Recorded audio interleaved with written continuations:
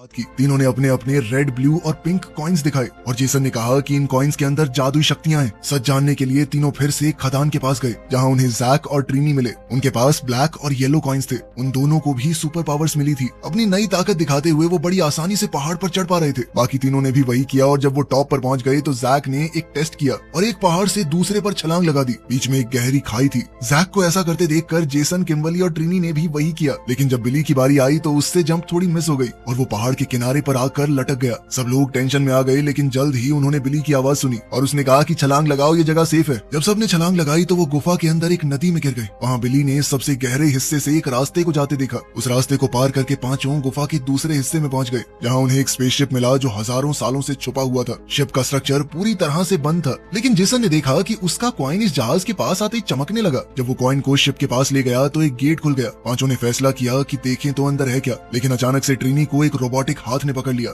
Jack ने उसे बचाने की कोशिश की, लेकिन एक छोटे एंड्रॉइड ने उसको आसानी से हरा दिया। उसने अपना नाम अल्फा 5 बताया। वो 5 कॉइन्स को दोबारा साथ देखकर बहुत खुश हुआ और कहने लगा कि हमें तो नए वॉरियर्स का बहुत समय से इंतजार था, लेकिन हमारे 5 हीरोज को समझ नहीं आया कि ये चल क्या रहा है। लेकिन रोबोट ने उन्हें आगे प्लेटफॉर्म पर खड़े होने को कहा, क्योंकि उनके सवालों के जवाब सिर्फ वो नहीं दे सकता। सभी लोगों ने उसकी बात मानी और प्लेटफॉर्म पर चढ़ गए। जैसे ही वो ऊपर गए, शिप एक्टिवेट हुआ और उनके सामने एक पैनल खुल गया जिसमें एक इंसान जैसा चेहरा दिख रहा था। अल्फा ने सबको उनके लीडर ज़ोर्डॉन के बारे में बताया, जो आज से लाखों साल पहले दुनिया के रखवालों में से एक था। अल्फा 5 की मदद से ज़ोर्डॉन की ताकत का एक हिस्सा आज तक महफूज था और अब वो स्पेसशिप का दिमाग बन चुका था। ज़ोर्डॉन हैरान हुआ ये देखकर कि उन कॉइन्स ने 5 बिल्कुल जवान बच्चों को चुना है, लेकिन समय बर्बाद करने का मौका नहीं था। उसने उन 5 से मदद मांगी क्योंकि दुनिया खतरे में है। ज़ोर्डॉन ने उन्हें जियो क्रिस्टल के बारे में बताया। वो एक ताकत का स्रोत है जो जिंदगी देता है और इसी शहर के आसपास कहीं छुपा हुआ होगा। पावर रेंजर्स का काम है कि किसी भी हाल में उस क्रिस्टल को दुश्मन के हाथ नहीं लगने देना, क्योंकि अगर ये गलत हाथों में गया तो उसे पूरी